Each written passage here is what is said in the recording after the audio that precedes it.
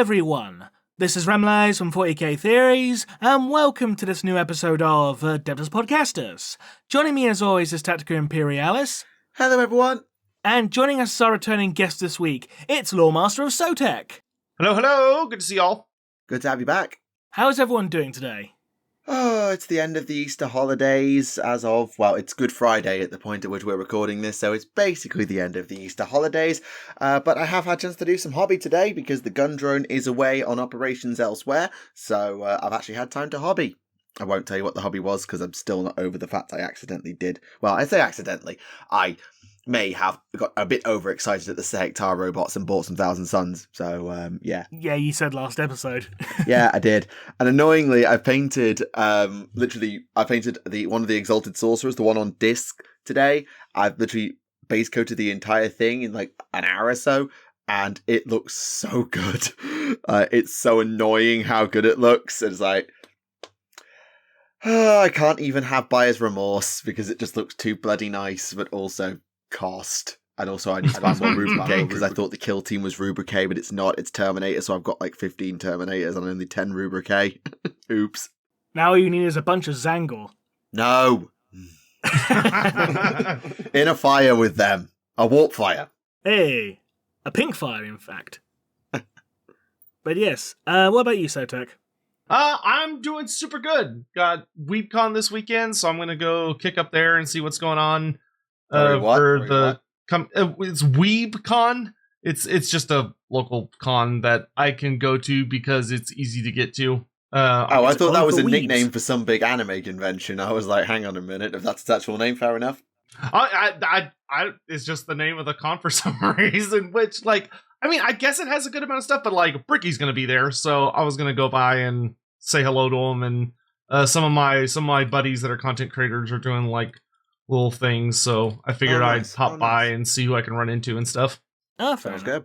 I recently learned there's also a convention called Astronomicon, which isn't 40k related, ironically enough. No. But funny enough, Sting was there the other week, as in the wrestler. Oh my god, Sting! Yeah, debuting his like massive, like big grey beard. Yeah. Yeah, well, you'll be off at your con. I've got Netflix, so I might actually get to watch WrestleMania for the first time ever. Because I've only ever been able to watch people reacting to it because I've never had the network, but now it's on Netflix, I might actually watch it for the first time.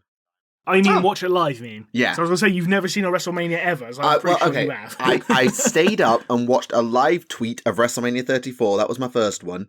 I then stayed up and watched a live reaction of someone reacting to WrestleMania 36. That's it. Ah, fair. Well, I hope you enjoy it. Yeah, I hope so as well. Fair enough. Right, so, in the news this week... Fuck all. Bugger all.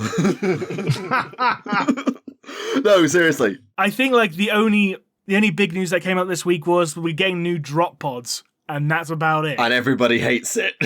Yeah. It's gone from actually being, like, a vehicle to just being a fancy terrain piece now. Yeah, it's essentially... I understand... why they've done it. They've made a new drop pod. It's going to be, the door's going to be auto-deployed, so there'll be no funky rules around, the doors are open and angles and perceptions and all this. I get that for balanced, matched and organised play. I understand. But, they took the gun off, which apparently was for safety reasons. Hello, it's the Imperium of Man, what did they care? But also, there's something to be said for drop pod assault as a concept, and the old drop pod kit was completely inoffensive. There was nothing wrong with it.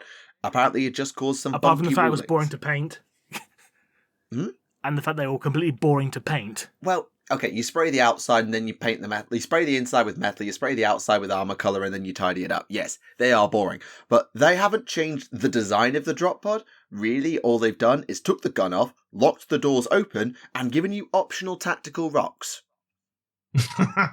Pretty much. The most important part of every kit. Yeah, such innovation. However, speaking of innovation, or lack thereof, the Land Raider kit celebrates 25 years. Yeah, I knew it was old, but I didn't... Well, okay, it's not the current... Is it the current kit or just the idea of the Land Raider? The current kit, because it's a 3rd edition kit. Oh, so it is, yeah. I did read the article and then I just completely forgot about it. Because the original Land Raider came out in like 1987, so that's a bit longer than 25 years ago. Everything's getting old, including me. We're all getting old. Yes, we are. Before long, Tactica's daughter will be in university. Don't.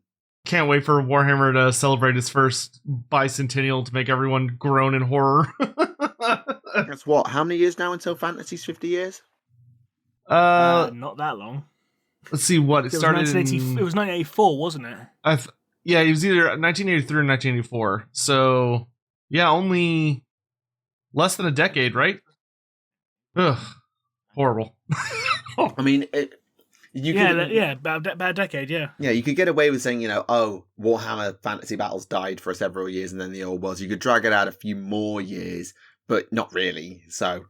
I mean, technically Age of Sigmar is just Warhammer Fantasy, the sequel. It is, and I would agree with that as, it still counts. So 2034, officially it will be. 40K's... Is it 25 or is it 30 now? It must be 30. It came out in 1987. Oh, God, it's nearly 40. Jesus. Yeah. Jesus, it's nearly 40. Yeah, I realised how stupid that statement sounded because I can remember that 3rd edition came out the year I was born. So, yeah, that was a stupid question. Wow. Well, it just you don't perceive yourself as very old, and you're like, well, it wasn't that long ago. Oh, I'm very aware I'm nearly 30. I'm very aware I'm nearly 30 now. It's a little sad. I suppose I miss when I could say that. Aye, fair. I'm just having a flick through. Like, there's a new Ent for Old World, and an Ent, and the big tree people. Yeah. Oh, so the Tree Man. Yes, they're called Ents. Not an Old World, they're not. No, for Middle Earth. Sorry, Middle Earth. Oh, I was going to say, hang on, what? Sorry, God, you can tell it's Friday, can't I? Actually asked for the start time to get moved to later in the day. I'm starting to regret that now. Clearly. But yes, there is a new Ent for Middle Earth. Beachbone.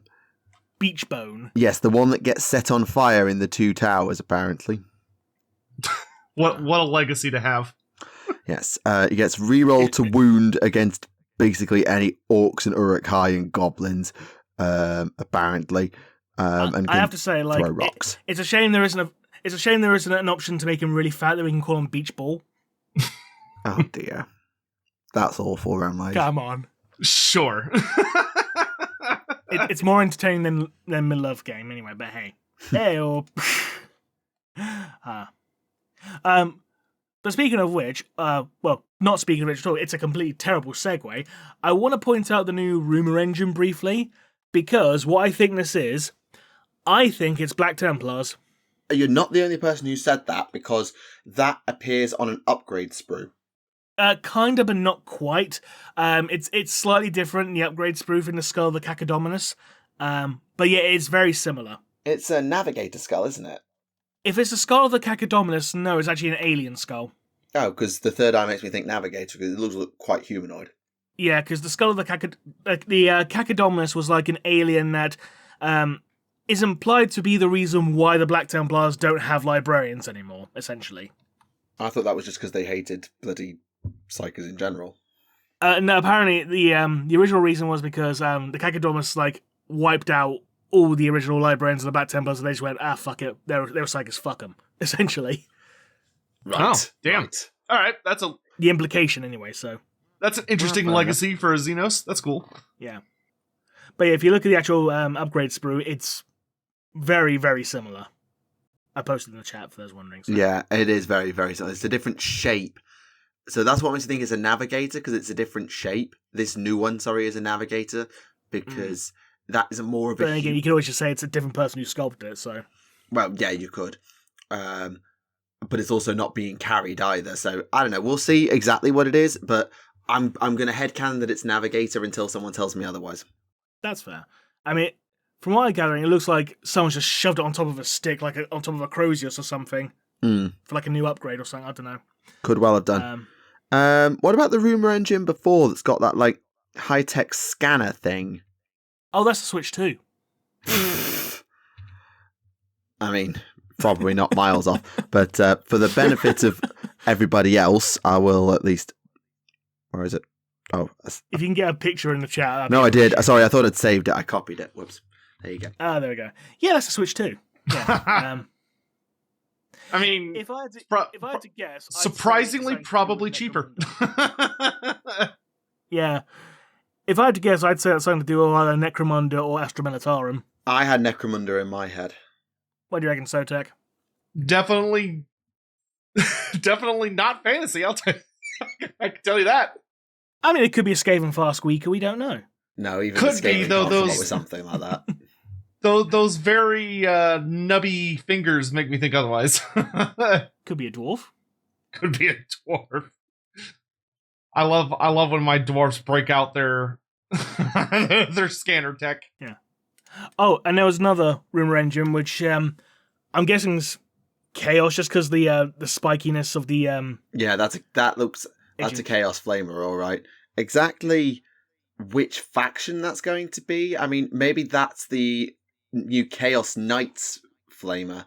Maybe. Probably. I was going to say, I thought most of the Chaos books had already come out. Yeah, they have. That's the thing.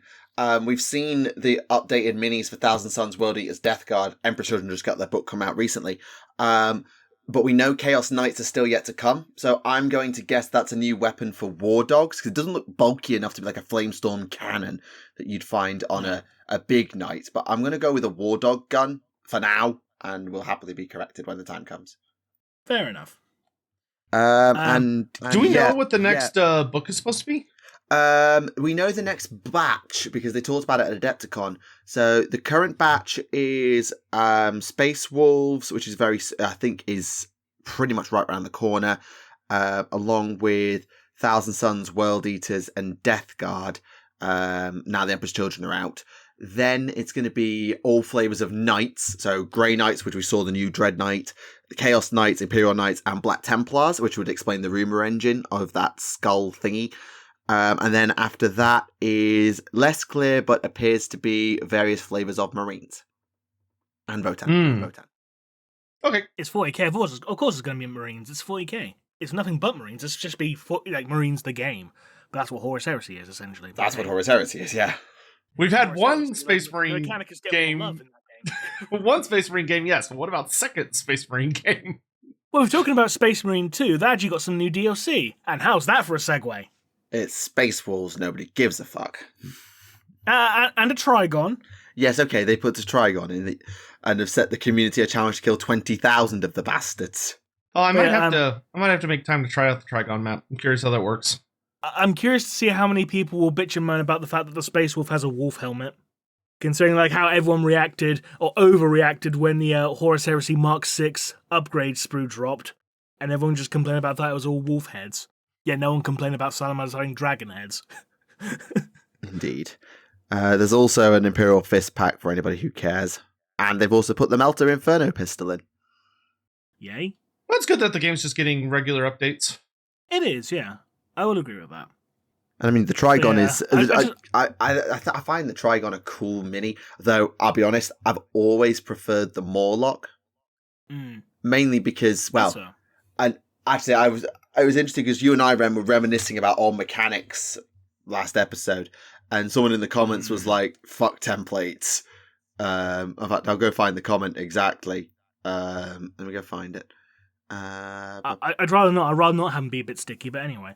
But, templates suck because without movement trays, this makes movement take ages because the models are all spaced out. And yes, that is true. But also, back in the day, the Morlock had an ability where it deep striked in, so teleported in, but you didn't just place it, you placed a blast template, and any models underneath it had to get whacked by like a strength 6 AP3 hit. It was hilarious. The Morlock's the one with the big mouth, right? Yes. It's the Trigon variant with the massive maw. I do love that thing. It is. That was like the one edition. I forget which edition that was now. I want to say it was... Well, no, not the edition that came out. The edition that I actually played 40k for a bit. Oh, okay. I want to say it was 8th edition. It's either 8th or 7th. I forget. Was it pre-Guilliman or post-Guilliman? It was post Skilliman. 8th then. Yeah. Tyranids were fun then. It was a good time. I just wish, like, for Space Marine 2, for DLC, we actually got some, like, actual storyline DLC or something. Because, like, multiplayer maps are fine, but, like, I don't give a toss about multiplayer, personally.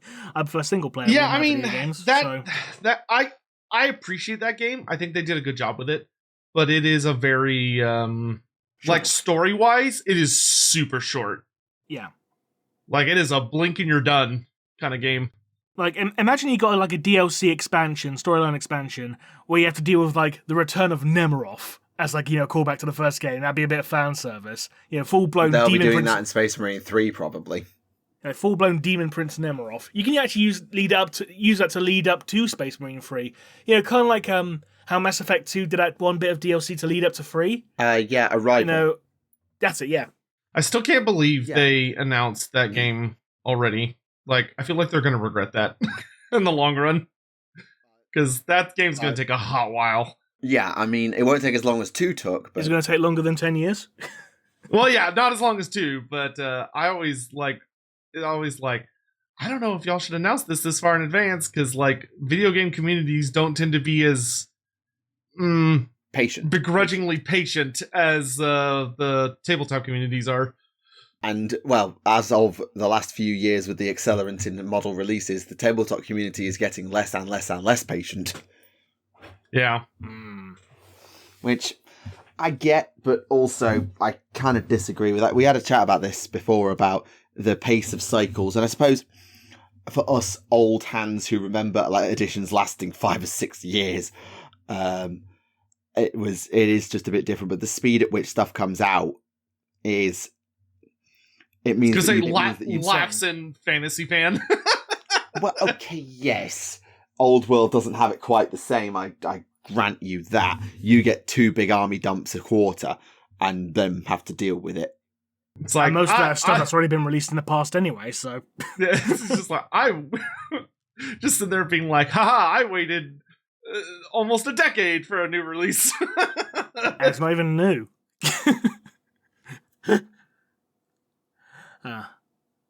Again, this just proves why Necromunda is the superior format. Same edition since 2017 and still going. I think the skirmish games have a lot going for them. Like I would be, honestly, for fantasy, I would be way more excited if GW would come out and announce the return of Mordheim. Like a new Mordheim edition that was, like, pretty true to the original. I would lose my mind if they announced that. Well, what did Not just that, but a new version of Mordheim that's true to the original, but expands upon it the same way that this edition of Necromunda did for the original. Yeah, like getting, like, opening with, like, a Cathay team. Like, oh my god, I'd lose my mind. Yeah, what did you make of the Cathay stuff? Obviously, I appreciate, we're a week behind, but you weren't here. So, what did you make of the Cathay stuff? It was pretty S tier. Pretty good. I was extremely happy.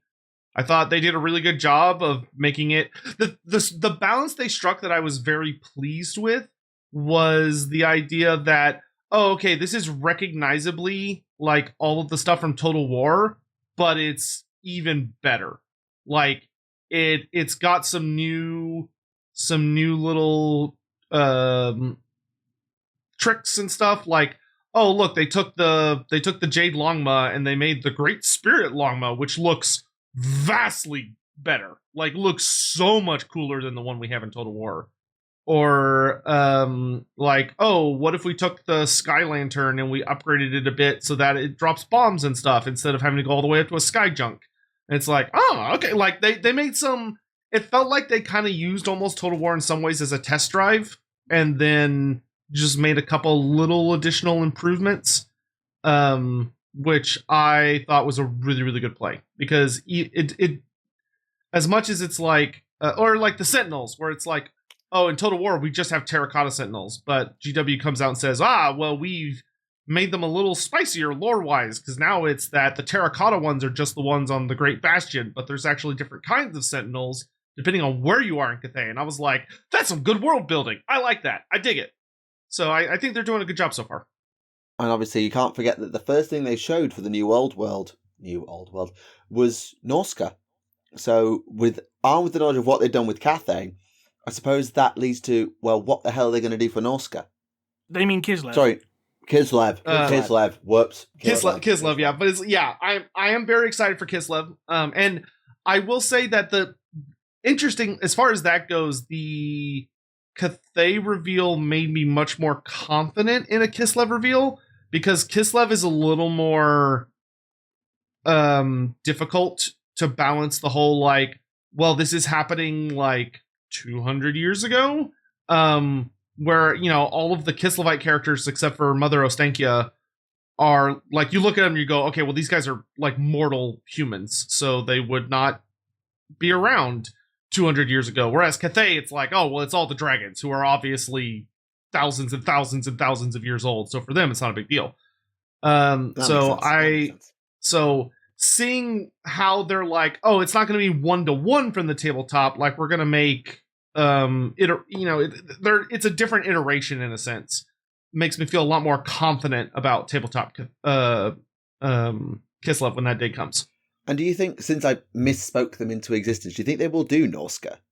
I think they kinda sorta are testing the waters a bit when they came out with the new so when they released the new Warriors of Chaos book, they gave Norsca a completely dedicated subfaction, because the new special character and a lot of the specialist units were Norscan, whereas it's the Sea Wolves army list.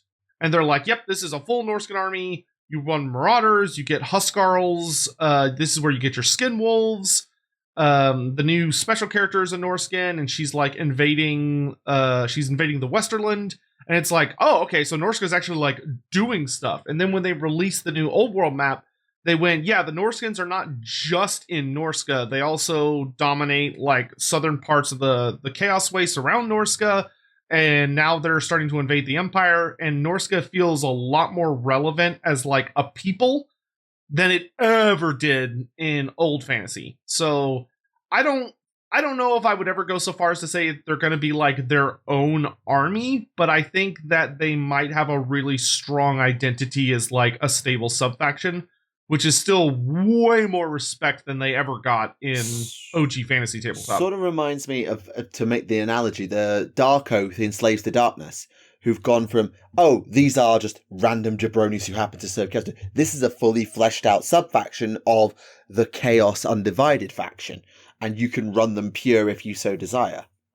Yeah, and I mean, I don't think it's a secret that there's a lot of weird crossover between AOS and fantasy that GW is arbitrarily putting lines in between at the moment, which I hope won't be the case forever. I hope at some point someone in marketing will go, it would be smarter for us to combine these.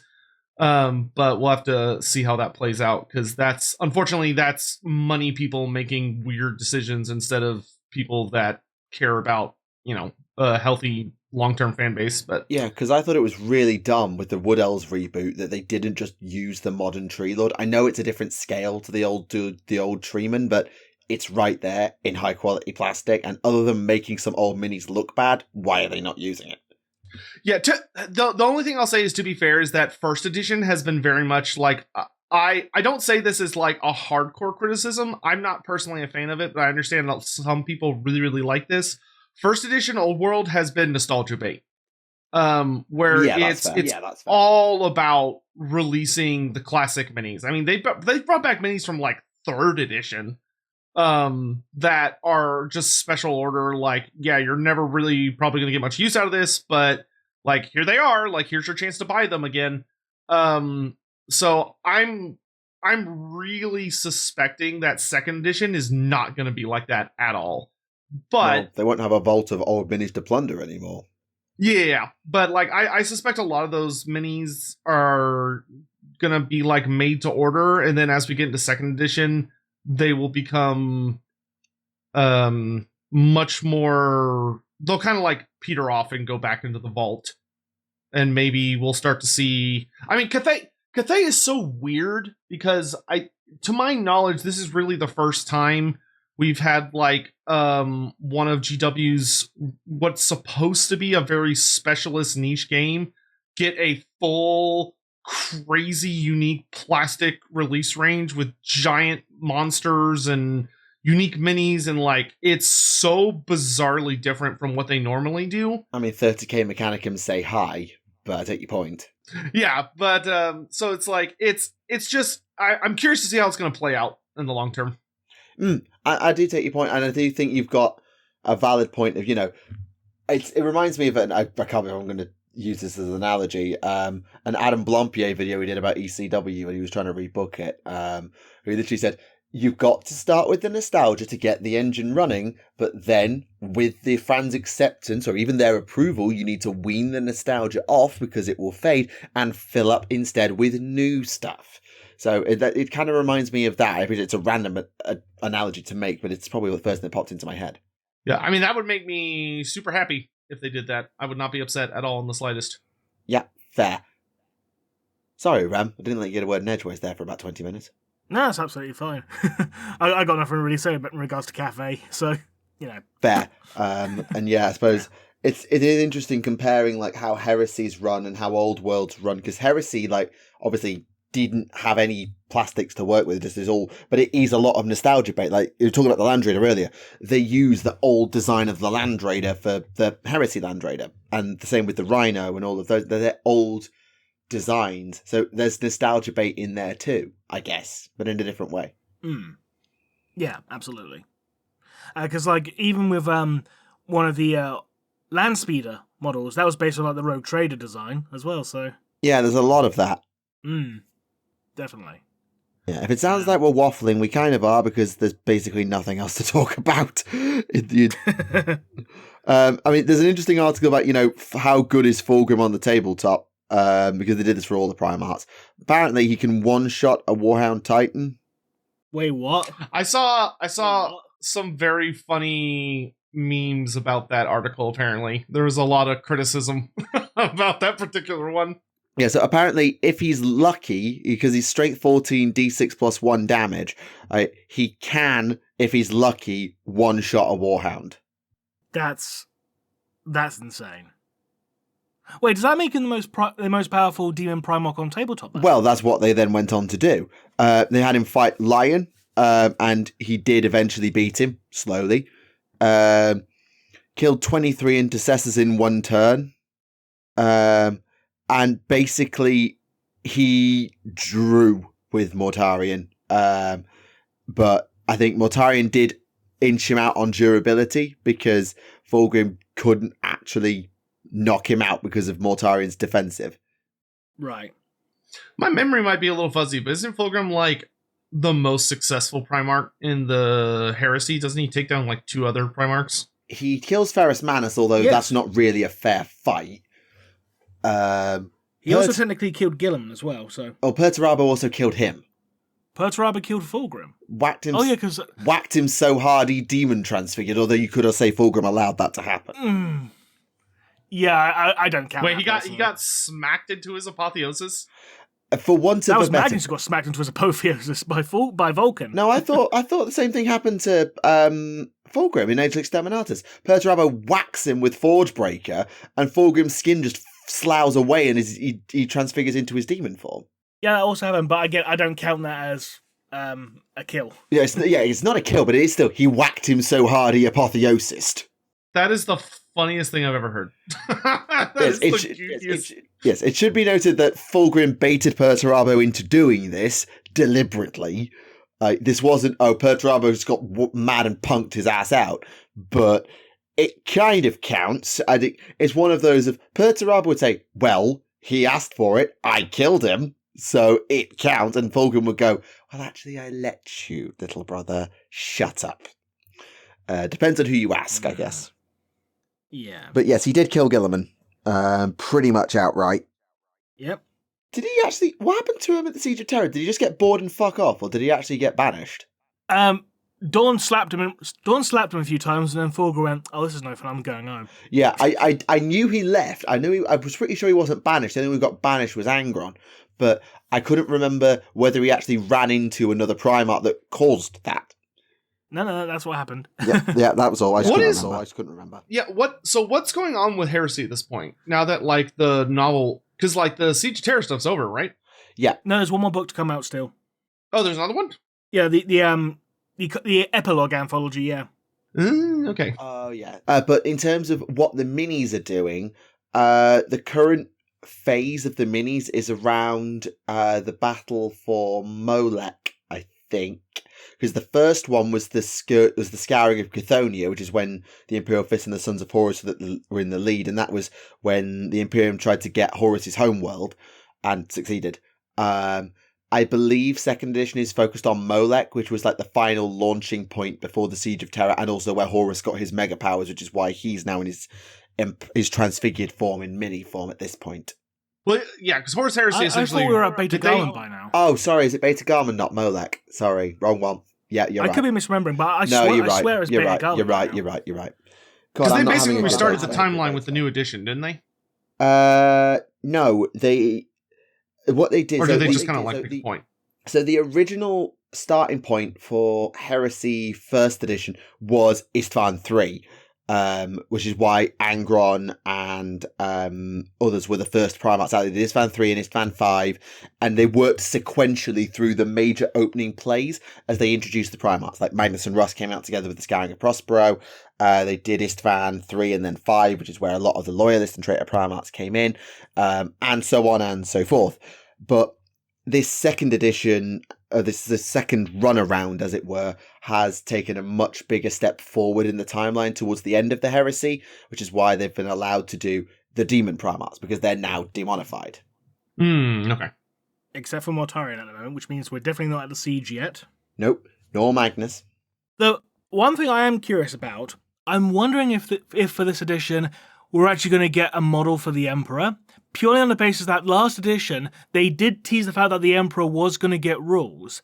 Yes. Because they said, like, in regards to Constantine Valdor's rules, like, if Constantine Valdor is in your Talons of the Emperor army, he must be its commander, unless the Emperor is also present. Yes. Which basically made, Emperor's getting a model. Except we never did that edition, because they cancelled all the black books. Oh. Shame. Just like they cancelled Fires with Syraxis. No, I'm never going to let that fucking go. I want my Vorax for 40k, you bastards. That'd be interesting to see the Imps get a mini. So it's always fun when they bring out those, like, just absolutely titanic characters that it's like, I'm curious how... It's always funny when it's like, let's bring out this borderline god character that is still able to get shot in the face 30 times with, like, somebody rolling 6s to wound that just gets lucky and kills them. Yeah. Yeah, I don't envy whichever designer has the responsibility of taking that one on. Oh, yeah, because it's... Imp stands are gonna never stand for it. To be fair, I think the problem is, like, weirdly, is the Emperor, you've almost got to be really restrained. Because he's the Emperor, like the immediate indication is going to be, right, go all out, make it as flashy and badass as you can. You know, flaming sword, this shield that he's apparently always had off his shoulder pad that now is the lion's, whatever. But the thing with the Emperor is we know what he looks like. We know his weaponry, we know his armor, we know his appearance, we know all of those things. The main thing they're going to have to do is actually probably hold back on how much stuff they put on him. And they don't want to have the Valdor problem where he was over-designed and busy as fuck. I feel like with the Emperor, the biggest challenge is, to quote Jervis Johnson, murdering their darlings and actually saying, you know what, strip it all back. What do we have? What do we know? What do we have to include? Black hair, massively tall, compared to the Primarchs, although you can go on them whatever scale you want because he's a shapeshifter, but probably make him a bit bigger than the Primarchs, golden armor, flaming sword, laurel wreath. Beyond that, hold off. Don't put him doing badass psycho shit. Don't have him in a massive, like, warrior stance. Either have him in kill mode, where he's just, like, attacking, or have him in regal champion mode, where he's overseeing the battlefield or sword aloft or something. Like, I've got the Master of Mankind artwork in my head when I think about the Emperor.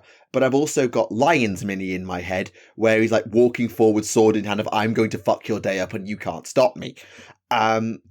They're the two different directions I would personally. Is the Emperor more of like? Is he more? Because I feel like some of the stories I've heard about him, he sometimes comes off more as almost like a psyker specialist than like necessarily a combat specialist. He's everything.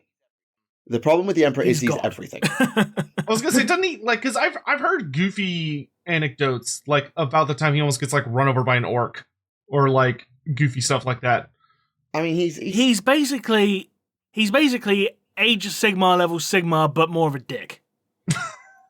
Yeah, it would be like, to use that analogy, it would be like making a mini for Sigmar in AOS, which is not as ridiculous as it sounds. They will never do, which is funny, but but it's not as ridiculous in AOS because, Teclis, Tyrion will eventually. Morathi. There are gods in AOS, and it makes sense. Teclis already has a mini, doesn't it? Yeah, no, Teclis, Nagash, Alariel, Morathi, already there. Yeah, there's a bunch of gods are not unusual in AOS. Yeah, but in 40k, I don't know why they decided that Sigmar was the one exception, but he is for some reason. Presumably because I think the idea with Sigmar is that the Stormcast are his legions across the realms, and he's constantly so busy. Oh yeah, like I know the lore reason why. It's the more like meta reason of like, well, all the other gods can make time to go out there and kick ass and chew bubblegum, but Sigmar can't. Yeah, I know what you mean. Maybe they'll change their mind in a couple of editions' time when it's like, oh, all the gods are back and there's only one left, and we're going like full on deicide or whatever. But oh yeah, all the fireworks start up and like the rock music kicks in as Sigmar Kool-Aid Man's to the door. Yeah. Yes, but going back to your original point about the Emperor is God equivalent. At this point especially, he's got his powers from Molech, from the Chaos Gods, if everything is to be believed, and he is God. He is all-powerful, pretty much. He's not all-knowing, but he's pretty much unstoppable. Like, back at Ullanor, before he gets his... Oh, well, actually, not back at Ullanor. Like, going back far enough, yes, he could get beat by an orc if you went back far enough. Not maybe Ullanor far back, but further back. The thing is they've got two ways to portray him. The ultimate warrior, not him, or the ultimate general. And I don't know which direction they're going to go without Lion infringement or Gilliman infringement. And they've got to be very, very careful because they can't go mad. It would be cool if he had like a kit that you could build one or two ways to like lean into different. Sadly, he's not a joy toy. Versions, not versions per se, but like different specialities. Yeah, sadly, as I say, he's not a joy toy that who will not be like that you can do. The problem with resin is it's so, 30k in general is it's so bloody annoying to work with that they haven't got the flexibility to do that. They'd have to make two separate kits and that would just piss people off. But fair. I feel like I'm leaning towards doing him as sort of this master strategist kind of thing, like a bit like maybe, like I say, his artwork from Master of Mankind is what comes to mind, because I think it's one of the only pieces of the Emperor that isn't, the battle with Horus or on the toilet, pretty much. Correct me if I'm wrong there, Rem. But I think that's where I'm going with him. There are some other pieces of artwork where he's not on the golden toilet, no. Yeah, or fighting Horus. Yeah. Yeah, I knew there would be, but the one that always sticks in my head is Master of Mankind. Oh, yeah. I can see why, so... But yeah, as I said, to back my original, I don't actually envy whoever gets the job of, right, do you want to do the Emperor? Like, whoever gets that job, good luck to you, because you have got one hell of a task. Very cool, very cool. It's going to be interesting to see how the anthology ends up turning out, though, once it comes out. I'm curious to see how that's going to turn out. Is it going to be scouring bait? Well, of course it is. It's the end of the Heresy. Of course it's going to be scouring bait.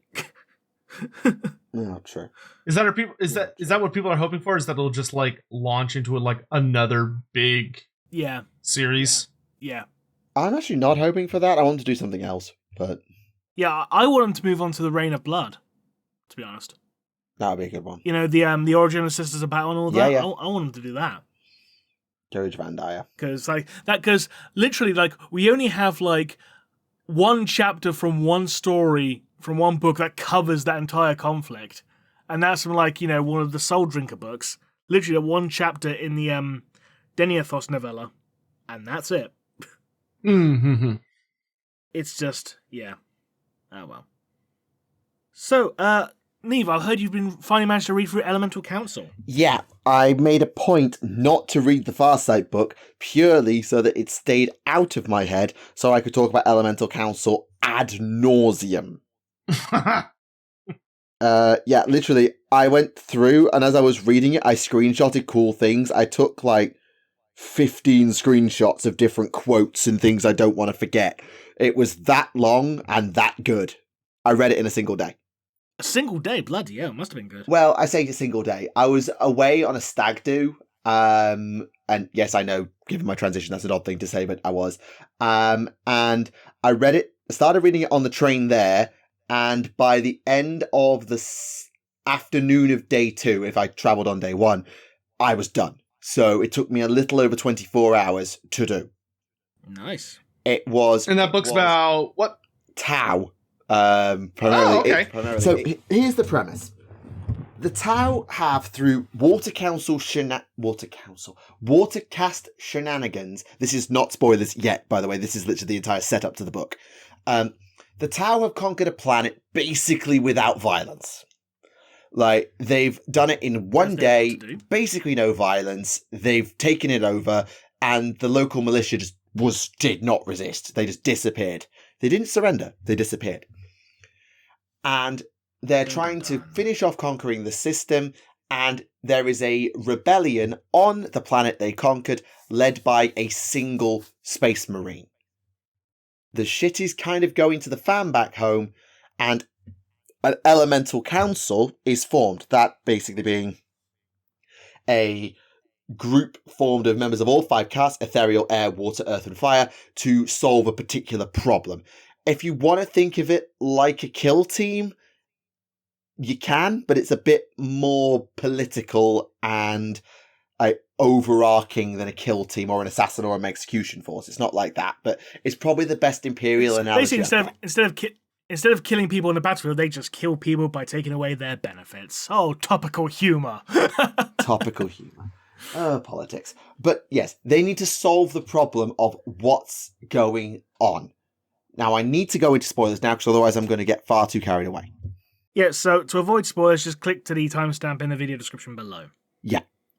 So. Entering the spoiler and brawl in 3, 2, 1. Insert wrestling joke here. Yeah, indeed. I can't believe CM Punk's main eventing WrestleMania, but not really. Anyway. Ooh. So. The book opens with a conversation between what appears to be a Tau traitor talking to the Space Marine. His name is Artemax. He's from the Raptors chapter, so a Raven Guard successor. And the quote that I really like is interesting. He says to this person, synergy makes the Tau strong. Curiosity makes them bold. The Tau are utterly effective. I recognize this, and humanity was in the lost age of its ascension. And the other person goes, do you and your brothers not consider that to be heresy? The Tau are superior. They are very effective. They are all these things. He said, no, it's why the Tau need to die.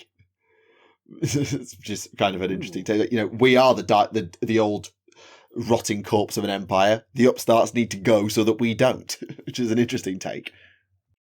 So, I mean, that seems like a smart take, to be honest. It is when you're a brainwashed super soldier, yes. Of that whole out with the old in for the new, we are on the bad side of that. Yes. The particular phrase. Indeed. So, the book follows 4 characters one from each cast, and a couple of others who pop in and out, and then they're ethereal, who we never get to see from their perspective. So we've got Sei, who is an aircast pilot of a Barracuda, who in the opening act loses his soon-to-be bondmate and best friend in an Imperial engagement gone wrong. I'll explain why it went wrong later. We've got Ke, K-E, just Ke, who is an Earthcast engineer from a disgraced school, who is prototype testing it's basically a stealth suit with no armor and a giant pile of engineering capabilities, and also a jetpack, as a sort of one-stop shop like team of Earthcast in a box. Like, think like an Iron Man suit, I guess, we'll have to do, but with no weapons because the Earthcast can't fight. Well, unless you're Ovesa. Unless you're Ovesa, yes. You've got Or, who is a Watercast spy who had basically facilitated the war of the day and night, basically the sneaky takeover of this planet on what's called, I think its name is not Tauquo. It's Sauquo. This planet that was taken over because the Watercast infiltrated and talked to them about it a lot, although Or actually basically regrets it. He basically says, all the things that he'd done, all this model doctrine with potential applications, he hopes it was never accepted, because when he closes his eyes, he sees the humans he betrayed. Ooh. And he says, and I quote, during the war, he had personally briefed the bonded commanders on Sauquo's culture paradigms, yada yada yada, entrusted to him after years of disarming his erstwhile allies with the fantastical reveries of the Tauva of how things could be. These lies, spoken with conviction, had soiled his hands long before the hunter cadres had descended. So, yeah, the Tauva was a golden idol, a diamond vehicle. To the Watercast, it was a haunting nightmare and an echo of shame. Oh. So that's his view of the greater good. Interesting. And then finally, we've got a Fireblade, so should be a battlesuit pilot but isn't, called Swordlight. Although it's not actually Swordlight the Sixth, because cloning bullshit. Right. And Or knows that she's a clone because he constantly calls her sixes, which is a bit of a piss take, but there we go. So, the book opens with what should be a very basic Montcast strike, set up a comms array using Kez suit, and aircast support from Say, Swordlight leads a division, and Commander Candid Spear will come in and clean house. This does not fucking happen. Because there is a human uprising on Sauquo, which means that the combat on the moon is completely buggered because the communications array gets bollocksed up. We're fighting on the moon, we carry a harpoon. Sorry. Nice. So yes, anyway, the assault goes to fuck. And by Tau standard, the Tau, it's such a well-oiled military machine. If their comms go, they're screwed. Candid Spear dies. Ket really should, actually all of them should die. Or's not on the battlefield, he's back on Sauquo, I think, at this point, but he's elsewhere. But Ket, Swordlight end up together after Swordlight's Orca is shot down. That's the big transport ship analogous to a Thunderhawk, I guess, is shot down. Mm-hmm. And basically they're going to die because there's a Baneblade convoy en route. Until Say's Barracuda cohort comes in, blows a couple up, and then Say ends up not quite kamikazeing, he does bail out, but crashing his Barracuda into the Baneblade to disable it so that all the Tau nearby don't die. Yeah. So this assault goes to crap, and we've now got a human uprising on our hands back home. Well, back on Sauquo. So the Ethereal, whose name is Yori, I think. Oh, and Ket also tries to throw out a grenade and nearly gets in trouble because the Earthcast can't fight, but I'll skip over that. Wow. So the Ethereal, whose name I think is Yori. Is it Yori? I think that's how you say it. I'm just trying to find his name again. No, that's other stuff. I'm going to go with Yori until I see it again written in one of the quotes I took. Nope, I genuinely didn't get a quote with the Ethereal's name on it. That's irritating. I'm going to go with Yori until I get checked. Puts together an elemental council. And it's these four plus him. Because they have an objective of, we need to deal with Artemax. Because Artemax is the only human smart enough to coordinate all this crap. Mm-hmm. In addition, in secret, there is a second Ethereal on Sauquo.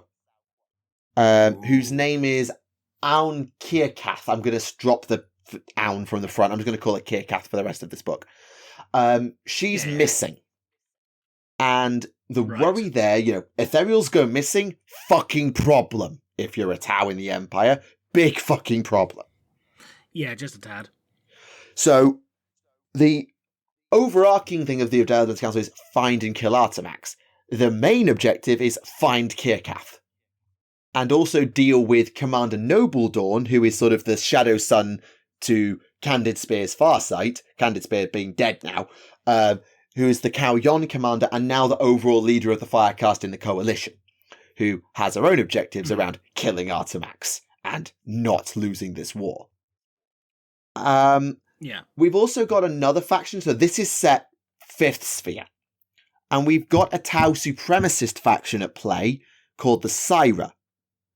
So the Syra are basically 4th sphere Tau, which is humans are polluting the greater good, humans must die.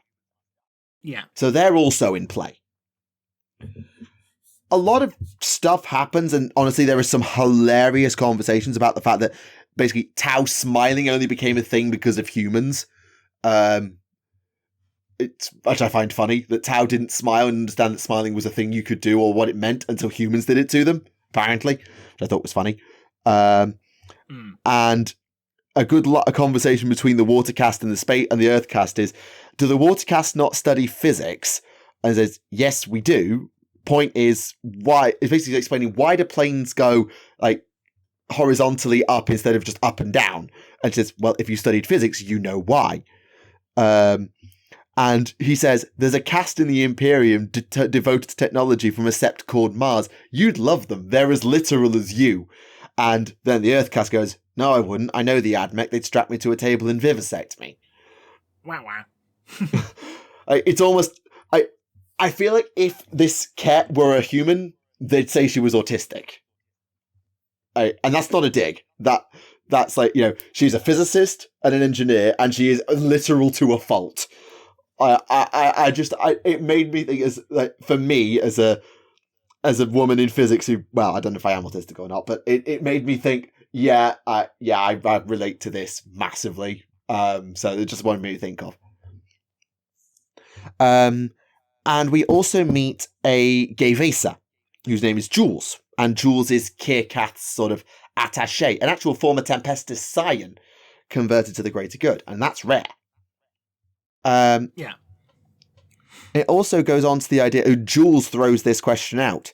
Have you ever asked yourself, if one ethereal challenged another, who would be right and who would you follow? To Swordlight. And Swordlight goes, oh, they would find consensus. But actually, she hadn't even thought of an answer. It was just learned by rote. And Jules goes, I hope so, because there can't be two greater goods, because if there are, well, humans and Tau aren't that different.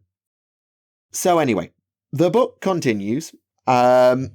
And here's the thing that goes on weird. So after dealing with failing to kill Artemax multiple times because he's a Raven Guard, he can do stealth bullshit for all day and set battlefields up to his liking, and there's way more humans than there are Tau, they find Kirkath in the hands of the Syra, the supremacists. Ooh. Not harmed, not captive, just there. And that leads to serious questions, because the Syra almost appear to be working against the Empire and the Ethereals because of their particular takes, and it seems to be working in the favour of Artemax's rebels. They're not trying to suggest that the Tau and the humans are in cahoots, but it's not helping. And they've had an Ethereal, and no one knew where she was. Now, Kirkath is recovered at this point, but before being knocked out / abducted again, I can't remember it. Did Artemax get his hands on? I can't remember now. Maybe he did. I think he did. Yeah. Basically, Kirkath says, "Don't trust him," and there's something wrong with Yori. So there seems to be discord and fear between. No, they did recover Kirkath. She didn't go with Artemax. There seems to be fear and discord between the Ethereals, and no one knows why. Right. Now, obviously, your brain goes in one direction. Is there discord in the Ethereals and the conflict over where the greater good should go, Tau supremacy versus integration, yada, yada, yada. That's where your brain's probably going at this point, right? Mm-hmm. Sorry to disappoint. Because they take on a Kroot into their council, and wherever they seem to go, the crew can smell medication. It smells like a pharmaceuticals when he's around the other members of the council. Yeah. Particularly Yori. Everyone's being drugged, aren't they? No, actually. Well, one of them is, but not in the way you're thinking. Right. So what happens is at this point, they still can't kill Artemax. They go for repression protocols. Noble Dawn basically says all assets have been activated to crush this insurrection. A full-scale repression. So what happens there? The Earthcast asks, engagement restrictions will be removed. Civilians will be separated from their familial units and broken into work groups, undergoing indoctrination. Heritage proctors will monitor for individualist behaviour, remediating nonconformity with psychotherapy and re-education. To which Ke goes, so they'll be treated like us. Which apparently that's how they treat the Tau. Psychotherapy, separation from familial units, work groups, psychotherapy, indoctrination, yada yada. Which, yeah, I think we already knew that, but it's nice to have it spelled out. Yeah. And Ke goes, that doesn't sound so bad. Swordlight then goes, the humans will not take well to this. This will only strengthen the rebellion. Yep. And this is where it gets really crazy. Because the Aircast Admiral, Odace Va, basically says he's going to implement the Curse Wind Retaliation. Have you heard of that? Nope. It's Tau Exterminatus. Ah. So how this goes is basically it's an isotopic bombardment. It says the isotopes from retaliation strike will poison the city for 30 generations, where the world's seas and skies will waste away, millions will die as ionization sinks into their genes and hollows out their bones. No, that's one way to deal with it. So yeah, it's basically like a nuclear exterminatus, but way more advanced than a human nuclear exterminatus. It's not a virus bomb because it's ionization, which is radiation, rather than a genetic nuclear bomb. It's basically uber nukes, is how I came to understand it. It's uber nukes. And Say, who's left the council, has been disbanded at this point because they've got Kirkath back, is put in charge. Meanwhile, Ke, whose suit basically saved all their lives from Artemax at one point, is now been promoted, and Swordlight's gone on her way, and Orr is friendly with everybody. He's not dead yet. He's going to be dead in 10 minutes. Basically, Artemax goes for it because the planet goes into full-scale rebellion. Like, everything you think about, like, riot suppression gone wrong, turned into bloody massacre, that's about to happen. Oh, dear. Except it's Tau on human. Oh. So the Tau are going to basically full-on suppress this by any means necessary, and if that doesn't work, they're going to nuke the planet into nothing. Yeah. And this is at Yori's command. So the council start to suss out, and the crew particularly, who just wants to eat Artemax, no matter what anyone else says, suss out something's off with the Ethereal, with Yori. After what Kirkath said, and after the way he's been acting, and the way he's been defying, trying to basically foment the idea that Noble Dawn is a traitor, he's kind of lost it. Or they feel, but obviously he's an Ethereal. You can't go against an Ethereal, right? Mm-hmm. So Swordlight and Ke and the crew make an executive decision of, we are going to talk to Noble Dawn about our concerns, because we've got no one else to talk to. Kirkath is shut away and won't talk to any... No, sorry, the crew's with Orr. Sorry. Ke and Swordlight go to Noble Dawn, and Orr and the crew go to Kirkath. And neither of these events ends well, because Orr dies, Kirkath basically dies, and it actually cuts to a little segue from Kirkath's perspective for all of 5 minutes, where they're talking, and they realise that Yori is not just an Ethereal who's fought with honour before. This is a train-blooded killer. Oh. And remember the smell of medication. Can you tell where we're going yet? Steroids? Not that kind. Right. Bear in mind that this is fomenting discord in the Tau ranks. So Think about what kind of person might want to do that. Right. Okay.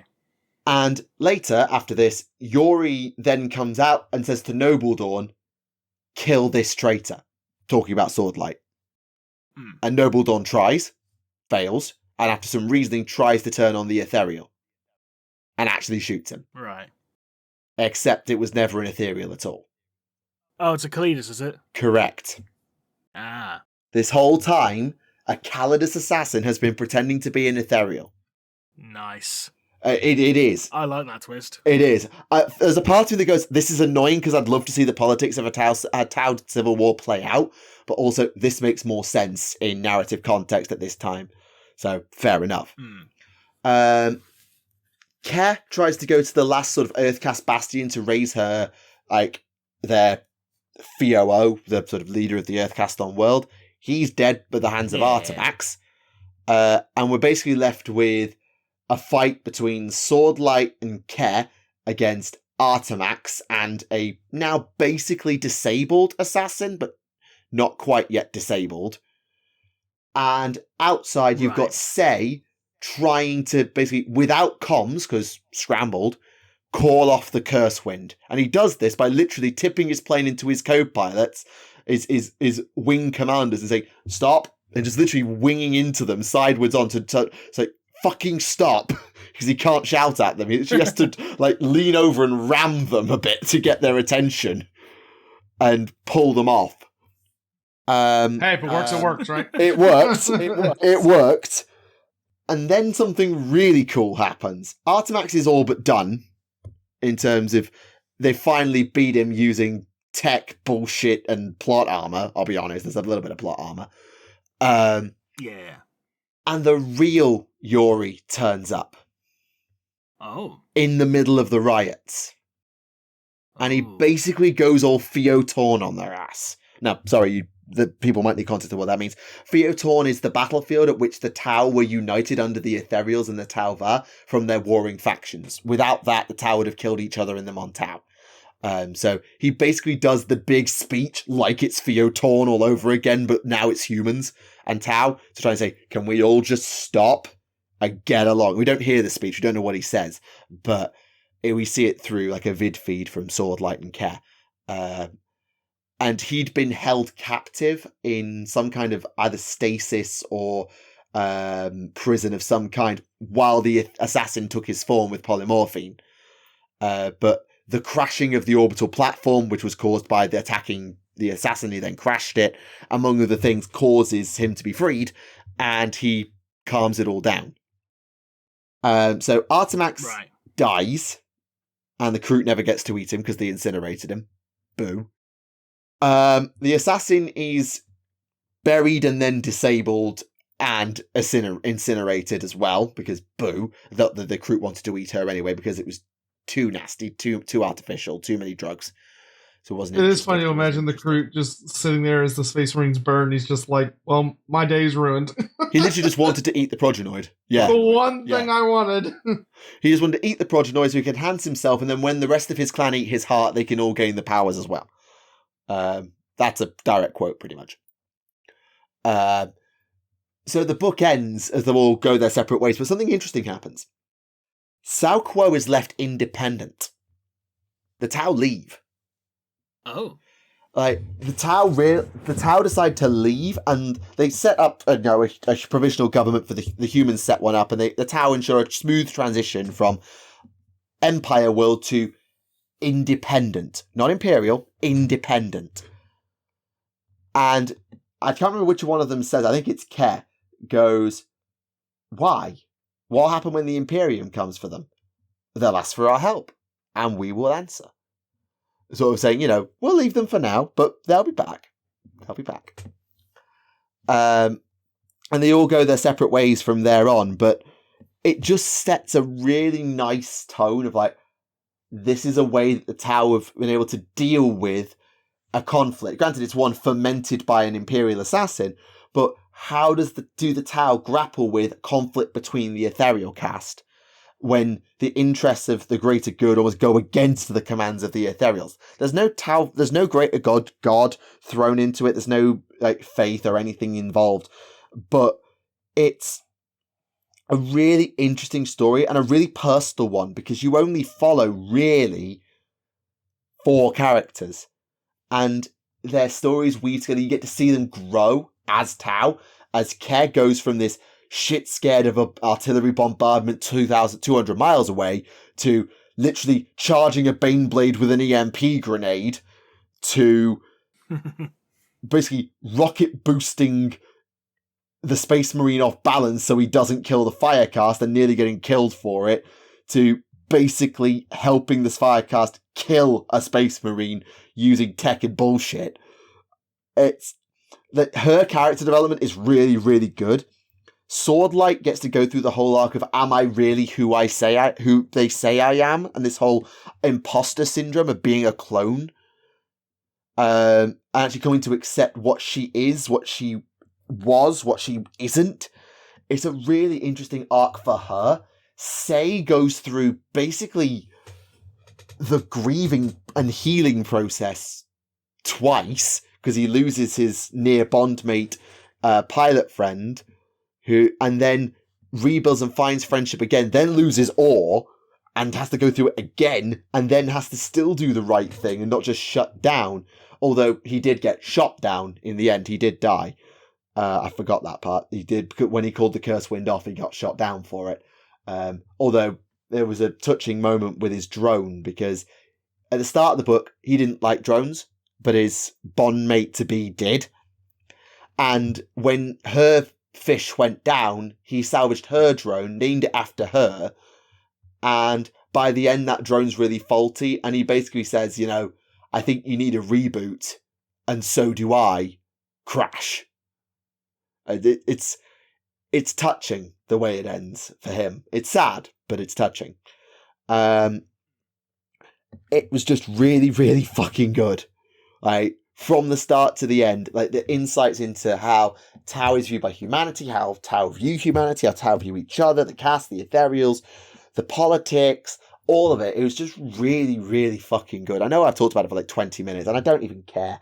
It was really bloody good. And if you are vaguely interested in Tau from a lore perspective, read it. That's genuinely really interesting to hear, though. Like, it's nice to hear about good books that are not just Imperium focus. Because that was my worry, was how much of the time we're going to spend in Artemax's POV or in Imperial points of view.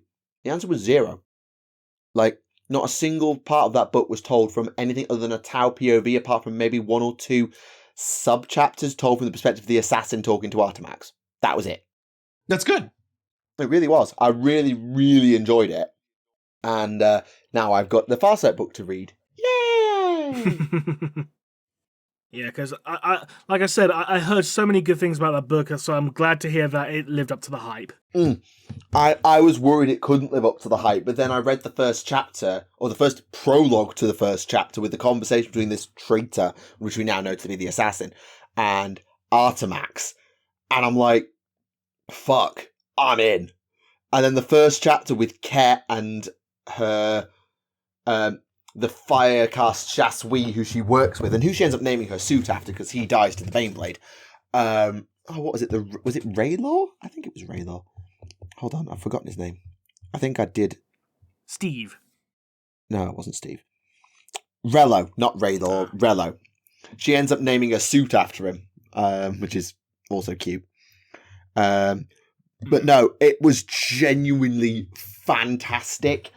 And while I'm a little bit disappointed that it was like, haha, I was a Calidus assassin all along, there really was no discord between the Tau, it still made the Tau question an ethereal, and you still got to watch from a non-ethereal perspective what happens when the ethereals disagree, or when doctrine meets dogma meets disagreement. How do they deal with and square that away? Because they didn't know it was an assassin. Yeah.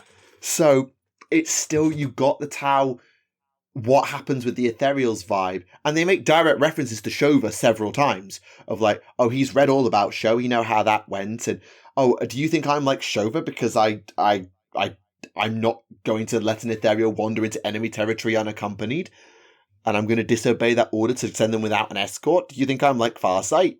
And it just, Noah Van Gyan, man, he doesn't miss. Like, I genuinely can't think of a book he's missed on, because God Eater's Son was the last one of his I read, and it was bloody brilliant. What else of his have I read? I swear I've read something else of his. Elemental Council. Indrasta took about 3 chapters to get going, but was then really, really good. God Eater's Son, really, really good. I think that might actually be it of his that I've got on here that I've read. Yeah, I think that's actually it. But yeah, everything I've read of his, he don't miss. Fair. Right. What about you, Sotek? Have you been reading anything recently? I have been due to a video thing I've been working on. I've been rereading Tarmacon. So I've been rereading. That's the Chaos Dwarf guy, right? He's the Maggot Lord. So he's the big bad Nurgle character that he has Chaos Dwarves join his army about a third of the way through the book. But it was a Forge World book about Tarmacon's invasion, which details it is such a damn good book, and I will always be eternally like, most people are angry at the end times because of what it was, which is fair.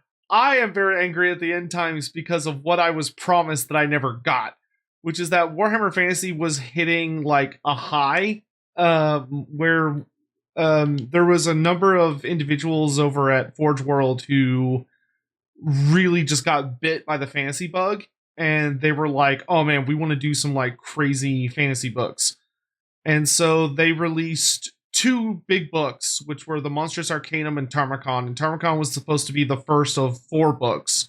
Each one was going to feature one of the brothers, which was, so there's Tarmacon is the Nurgle brother, and then there was going to be one for Tzeentch, Khorne, and Slaanesh. And then the Monstrous Arcanum was like a series of big monster books. But they're like these giant, beautiful, hardback, like almost like really, really high quality books that they're basically fantasy's version of the Horus Heresy Black books.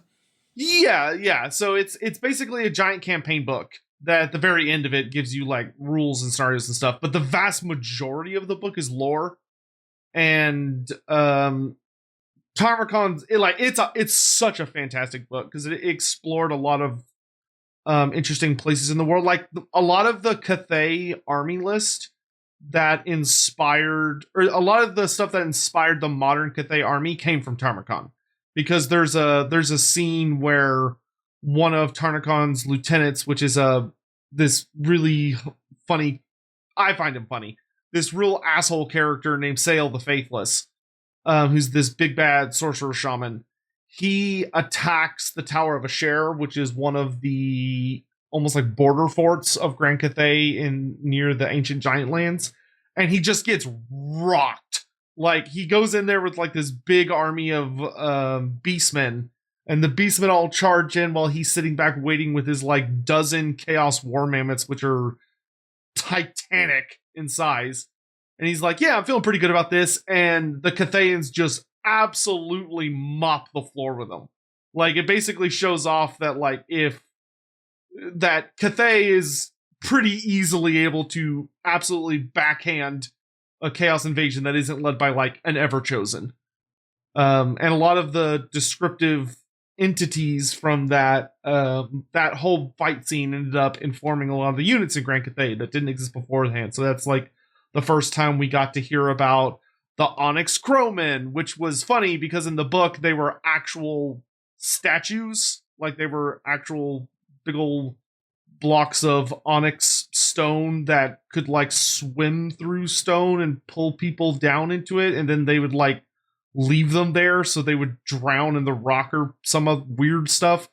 Which that's disturbing. It was, but then they got reinterpreted for Total War because it didn't really make a whole lot of sense with the Chinese mythology they were working with, so they reinterpreted them as like these elemental type creatures of the Wind of Yang or Wind of Yin, but it also introduced like the Shukengan lords, which if you read between the lines in the book, the Shukengans are more heavily implied to almost be like these big draconic creatures. But when they were actually designing Cathay for Total War, they were like, well, we want only there to be the 9 dragon children. So they made the Shuken guns into where they're the dragon blooded. So they're the direct descendants of the dragon children having mated with humans. So they've got dragon blood in their veins, which makes them very, very powerful sorcerers, and they live like way longer than regular humans do. But they're not able to turn into dragons. Right. But so it has a lot of really important history for essentially what we're going into with the old world, but also what I'm hoping we'll see with the new upcoming Slaanesh DLC for Total War, because I am desperately hoping that Norska is going to be one of the factions that gets an update, because they need it. Well, who doesn't when it comes to old world factions? But yeah, that's so I've been reading my way back through that, and I've also been going over some Skaven stuff for a project and staying busy. I got a big old stack of AOS books I need to read through, but I haven't had time to do it yet. Yeah, I started reading the New Ambles of the Heldenhammer book just to kill time until this episode, because I didn't want to get the Farsight and the Elemental Council books crossed over. It's actually been quite interesting, even though I'm only like 5% of the way through. So yeah, AOS fiction is underrated. Oh yeah, so much so. Like I haven't had a ton of time for it since the end of 3rd edition. So like I have so much 4th edition stuff to get caught up. It's not even funny. And like I'm really excited for the new Ushoran book, because it genuinely completely caught me off guard that Ushoran was going to get his own standalone novel. Well, I mean, they did. A little annoyed that it's sold out immediately, but what did you expect? I know. I hate it. It's mostly just scalper garbage. They see like a special edition book and they just buy it instantly. Yeah, scalper bullshit. As much as it's not been as talked about in the last few months, it has certainly not gone away. Yeah, no, and it never will, sadly, with how GW does business. Just do made to order.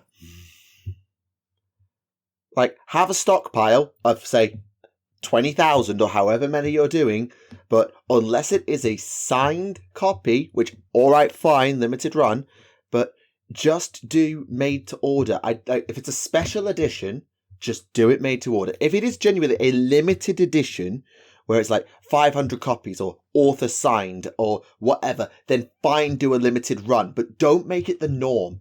Like for books, especially for novels and special editions, just do them on made to order. People will fucking wait an extra couple of weeks for you to print a few more hundred books, just so they don't have to deal with scalper bullshit. You will almost wipe the scalpers out in one fell swoop. Same with the boxes. Like, what benefit is there? Just do them on made to order. Yeah, well, it's like, especially with GW's current strategy when it comes to novels, is that like their big thing right now seems to be when they release a new book, the first copy will be a very, very not a lot of copies, like limited edition with a special cover. And that's it. And then you have to wait like 2 weeks to 2 months to get like the regular hardback. And then there's another several month wait before the paperback comes out. So it really feels like GW is predating as much as they can on like FOMO. Yeah, they could solve a chunk of the issues by just releasing the standard and the special editions together, like they do with codices. Yeah, but knowing them, they'd be like, but then we somehow... You want us to have less predatory practices? No, we can't do that. But they wouldn't even lose any fucking money. Like, the special editions would still sell out. It wouldn't be a fucking problem. Like, what do they lose apart from, like, especially now because people are, well, hello, political pressures as to why things are fucking expensive that we shall not mention at this time. Like, people have not got money to just throw at FOMO things. Like, yeah, I impulse bought some Thousand Suns, but I only impulse bought because they were going cheap secondhand. GW didn't make any money out of the whole transaction. They made bugger all. And same with books. Like, I pre-ordered the Farsight book because it was the standard ebook. I wasn't going to go pre-order some special uber special edition with a handcrafted Dawnblade in the fucking cover. No! Had that been available... Well, they didn't release one, so... Well, no, they didn't, but you get my point. Like, taking Usharan as a great example. If they released the Usharan novel alongside the special Usharan novel, would the special Usharan novel sell out? Yes. Would it go to some scalpers? Probably also yes. But the people who just want to read it, but like you and me, who just want to read it because it's new and they want to know, don't lose out. And the value for the scalpers is greatly reduced because they don't have to play spoiler bait. That was the problem with the Heresy books. Yeah, that's the whole thing. Like, this book I'm not that worried about because I don't think, like, there's going to be many people trying to spoil it online. But especially, like, when it's a book that, like, has pretty serious spoiler potential. Because, like Siege of Terror. Yeah. Oh, yeah, especially Siege of Terror or, like, just any of those books that are, like, going to be popular enough where, like, I know my community's going to read it and want to be like, oh, have you read this book? Like, those ones, it's super frustrating when they come out with, like, a limited edition or the hardback edition where they barely make hardback copies as well. They treat their hardbacks like they're limited editions. And it's like, okay, so either I have to just, like, shut down all discussion on this book for several months until the next one until the softback comes out, which there will be plenty of, or I just have to, like, pay a scalper to get it. It's like, ugh. Genuinely, I would take the first of those options every single time. Like, there is no world, no matter how good the value is, no matter how tantalizing the spoilers may be, there is no world where I'm giving a scalper my money. There is not one. The only time scalpers get me now is for the Gotrek books, because all of my Gotrek books are hardback, so I want all of them to be hardback. But then again, I don't get scalpers. I usually find them with, like, third-party retailers. So they're not scalpers, but they're like random little bookstores that just have some copies because GW like sent them to them and nobody knows they have them. But it's such a pain in the ass. I'm usually ordering from like some country in Europe, so I have to wait for the book to get here. Ouch. But that's more because all of my other Go Trek books are hardback, and I want them to look nice on my bookshelf. I can't have a softback in there; it'll look terrible. Yeah, it's interesting that GW does this with minis, but they don't really... Well, they do it with codices a bit. The idea of, like, what gamers would call review copies. Like, the amount of people who, seemingly at random, GW says, GW sent me this character mini, so I'm finally glad to show it off to you all on the day of release, so you all make sure to look at my pretty mini and pre-order it. Like, they do this a lot with minis. They don't do it with books. And, like, I'm thinking of Rem, for example, who has to have 1 million agents scattered across the globe to hoover up books. But, like, I don't understand why... I appreciate you might not take it because it would be a sponsorship, Rem, but the idea of, like, having review copies of big releases so that, you know, you're guaranteed to get them, they're guaranteed to get some publicity on it, and the scalpers then, well, don't have the same ammo because you can just access through a proper source if you want it. I don't know what you think about that, Ram. Well, there are some people who already do get review copies of books. I knew they did with minis. I didn't know about books apart from codices. Yeah, I know Arbiter Ian is a guy. He regularly gets like review copies of books, like campaign supplements and stuff from Games Workshop directly. And that, yeah. I didn't know if they did that with novels. I think there are a couple.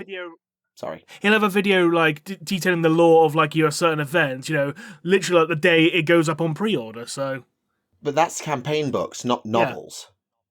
Yeah. Like... No, but it's still like, you know, things like source books and stuff like that. He still gets stuff like that, so he still gets a review copy, so... Yeah, I just feel like that something like ending the... like Siege of Terror comes to mind, like having a repository of, hey, if you want to know all about what happens in this series, make sure you go here because this guy's got it. And I know you might not take it because you're going to give an honest critique and that might not be what GW wants, but I don't know. It just baffles me that it's so successful in the tabletop with the minis, with all the painters, and some people like Arbitrarian as your example, that they don't do it with the novels and then rely on summary articles a couple of months later on Warcom, or letting the scalpers have their way and post the spoilers all over the fucking internet.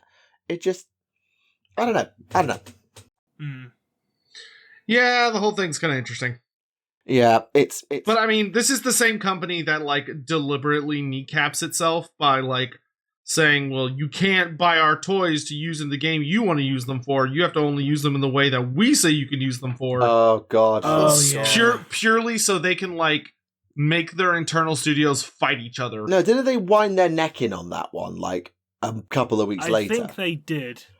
I think they wound their neck in and said like, you can use bits. You can't make conversions using parts from like an Age of Sigmar mini or an A40k mini and stuff like that. That was the original post. I think they wound it back and said you can't just transplant a full mini across, I think. Which is fairer. Which is still annoying, but at least fairer. Although admittedly using Dark Oath as Chaos Cultists would still be fucking cool. But at least I got what they were getting at, oh yeah, it would be stupid to just transplant a rhino into your AOS diorama because it looks cool for the lulz.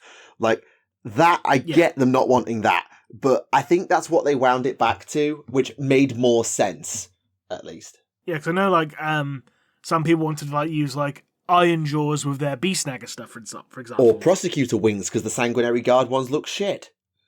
Yeah. Even shitter now. Sorry, Sanguinary Guard, you are never going to avoid this fate for the rest of time. The thing is, the Sanguinary Guard don't even have wings now, it's just fucking veins. Like wind veins. Yes. Exactly. It's terrible. It's funny how, like, the Blood Angel stuff is so mid, whereas, like, the new Space Wolf stuff is actually pretty good. Yeah, it was genuinely really funny seeing the discourse on that. It's like, the Blood Angels have worse minis than the Space Wolves now. Let that sink in. Yeah, someone just clearly didn't like the Blood Angels that day. Yeah, wankers. Oh well. Any questions this week? Did you get through that Blood Angels Resto is what you were reading? No, I'm still working my way through it. Fair. Just been very, very busy, so... I mean, I've gone a little further, but there's not really too much else to report at the moment, so... That's fine. There are 3 questions. Let's do it. Okay. So, let's start... Actually, they're all about... Well, there's 2 Primarch questions, so let's rock on.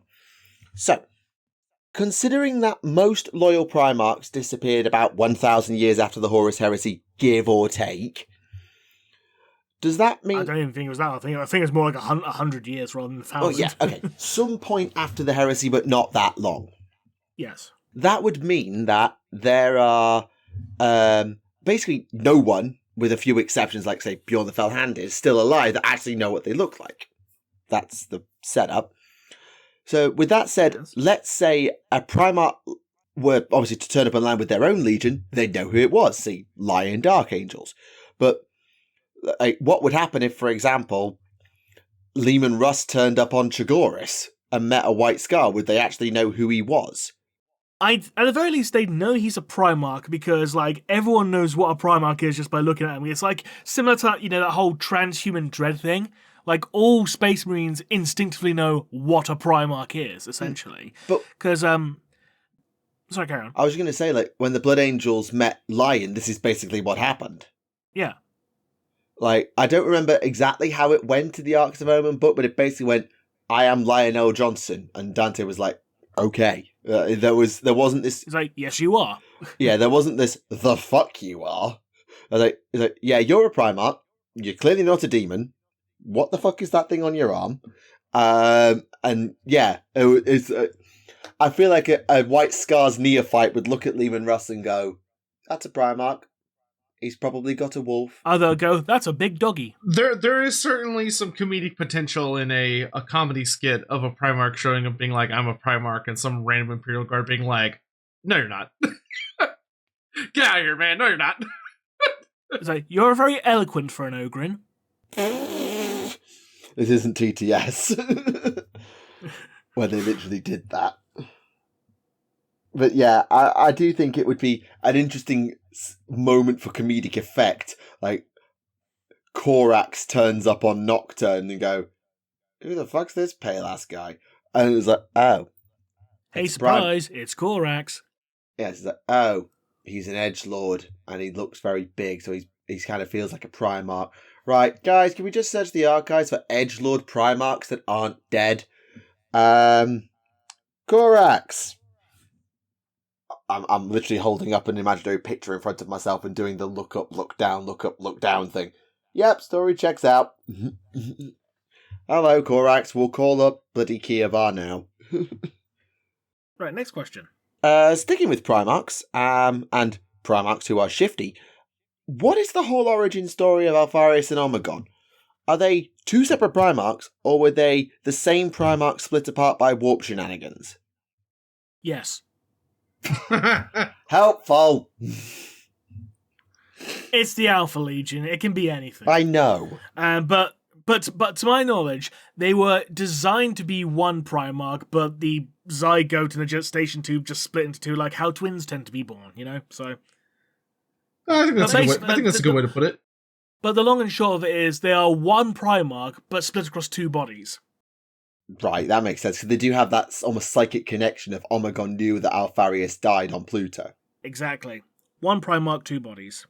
Two bodies, one soul. Also, they have to be, like, reasonably sized to, like, be able to blend in with other Space Marines, don't they? They're basically Space Marine sized. I was going to say, because that's a whole other kettle of fish. Aren't, like, all the other Primarchs, like, absolutely gigantic? For the most part. Yeah, because I think...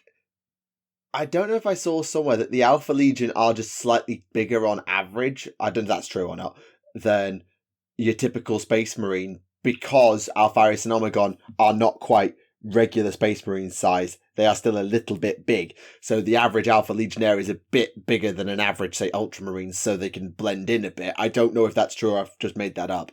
It honestly depends on who's writing them. Yeah, actually, to be honest. Because of course it does. Yeah, the Alpha Legion is hard. The answer is, shut up, don't think about it. When it comes to the Alpha Legion, you basically have to do that, because if you think about it too hard, your brain will explode from the contradictions. Yeah, exactly. and if anyone says that they know everything about the Alpha Legion, they are lying. Yeah, they are lying. I've done a lore video on the Alpha Legion, and I know just how much contravention and bullshit there is, even before you get to the more concrete bits of, they were on Istvan 5, because the question goes, but whose side were they really on? And it's like, oh, for God's sake, shut up. They're the Hulk Hogans. He's the third man! Whose side is he on, Heenan? Unfortunately, Hulk Hogan made Bash at the Beach 1996, yes. No? Yes, I understand the third man in the NWO, I understand that one. But unfortunately, when it comes to bloody the Alpha Legion, it ain't so obvious as they come out wearing a black t-shirt and go from there. Literally, they flip-flop more times than Shawn Michaels against Hulk Hogan at SummerSlam 2005. I would say they flip-flop more times than the Big Show. Ha! That's a good one. Yeah, good one. WrestleMania, baby, woo! Haha, woo. Eish.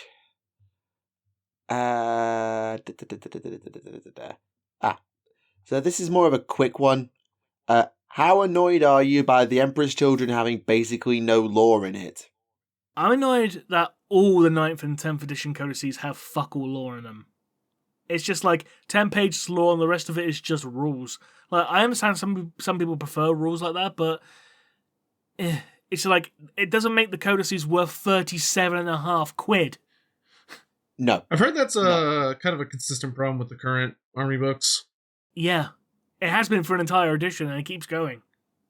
It's just not fucking... They're not worth the fucking price. Yeah, it's... I understand that you need to make them viable enough that people will want to use lots of different rules and, you know, match play, crusade, combat patrol. There's lots of rules to cram in there now. I accept that there's a lot of rules to put in. But that being said, the whole point of a codex is it's supposed to give you the background to the faction of where they've come from, what they're doing in the modern day, and sort of the hook into what they're doing now. And if you don't have that modern day hook, then what's the point? Like, take Tau. Tau's a great example. Like, the Tau lore up to 5th edition was, hey, 3rd sphere of expansion, aren't we cool? With all this expansion, and be a shame if that planet were to defect from the Imperium. And then 7th edition, Damocles Gulf, that burns, and then 8th edition, oh shit, there's now a 4th sphere, oh that's about 2 pages, and there's a 5th sphere, and that's about 2 pages. And then it's just like, oh right, so we've been there now for 3 editions, so where are we going now? fuck all. And that's been the problem the entire time, is they rely on the novels to drive the plot forward, but then conveniently ignore the novels because it doesn't fit in the codex. Wow. Yeah, I will eternally criticize GW for allowing the models to dictate the, like, where they go with their stories instead of the other way around, because it will always be completely asinine. Mm. In my opinion. No, you're absolutely right. How bad are the... Sorry, go on. Well, it's like it just leads into the whole thing of they introduce these super cool models, and it's like, oh man, I can't wait to see what they're gonna do with this plot line. And little do we know, apparently the modelers go, well, I'll use the Silent King as an example of, like, they're like, okay, Necron refresh, here's the Silent King. Oh man, can't wait to see what the Silent King is going to do. And then the modeler creators are like, well, we've made our Necrons, so we're not going to make any more Necrons for at least 3 more years. So nothing. That's what's going to happen, because we already made them. So goodbye. Yeah, do you know what I miss in regards to the older codices, particularly like around like 2nd edition, for instance?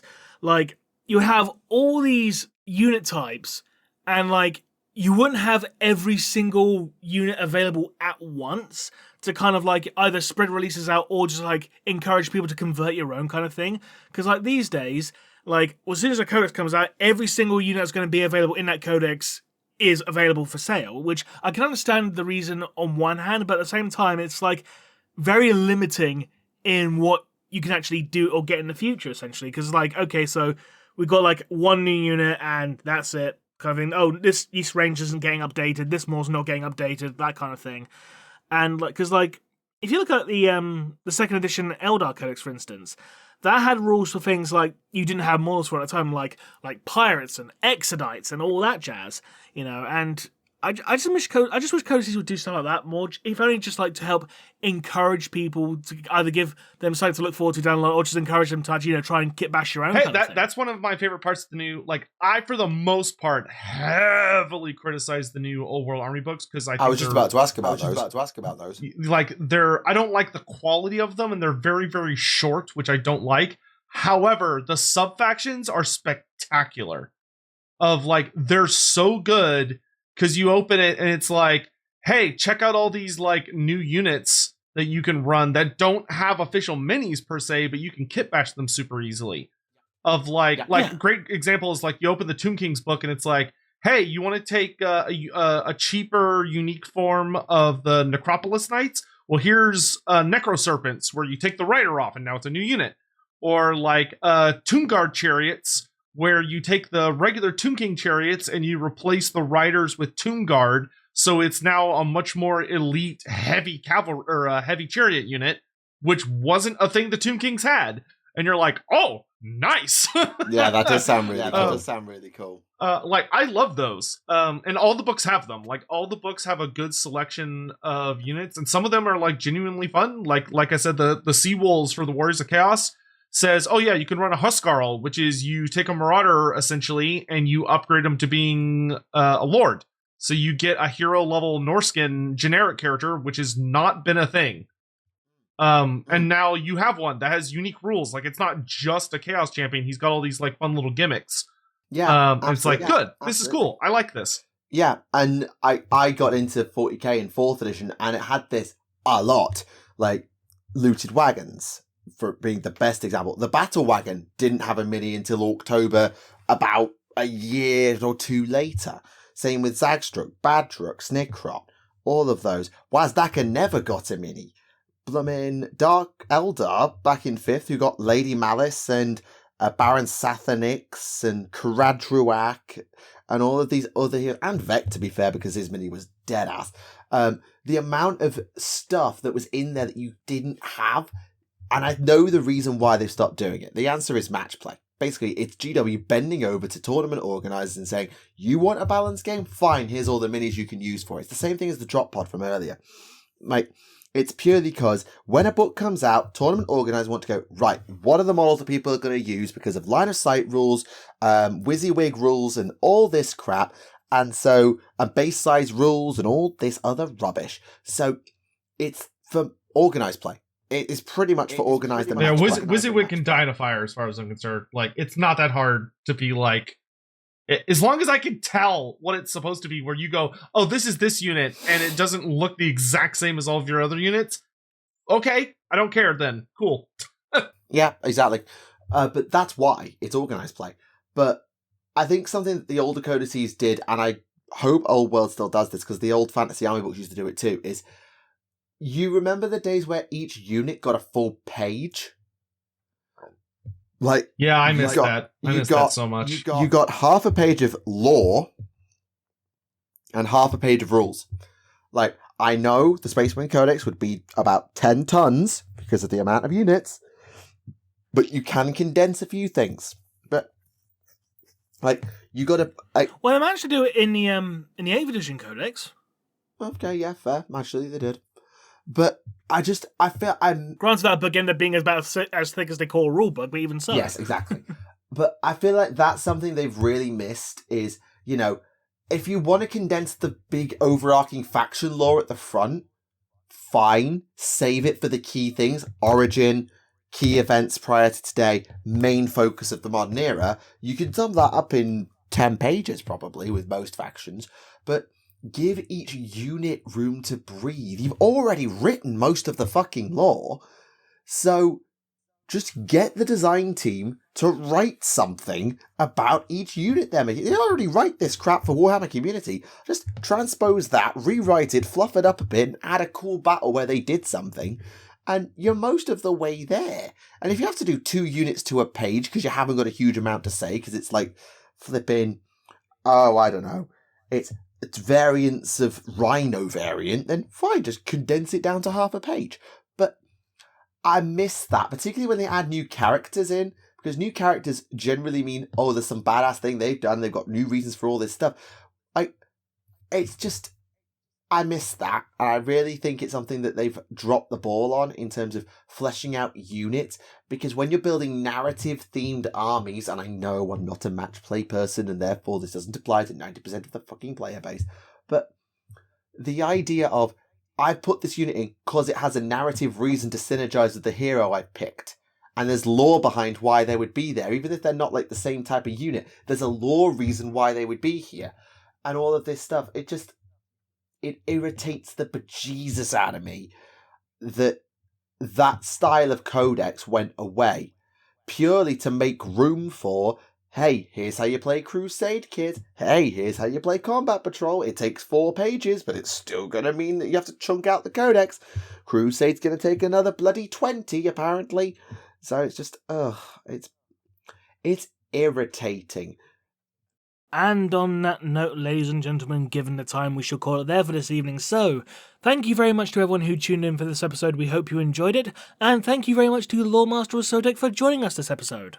Yeah, always pleasure to come by. Absolutely. Yeah, sorry that there wasn't actually too much to talk about this episode in terms of the news, but it's just been absolutely fucking dead week on one.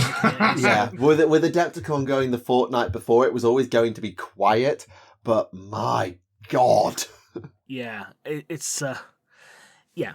Hopefully we'll have a bit more for you next time. But anyway, until then, ladies and gentlemen, this has been Remleiz from 40k Theories. And this has been Lee from Tactica Imperialis. I am also here. Sotek's also here. And we'll see you all again next time. Bye-bye.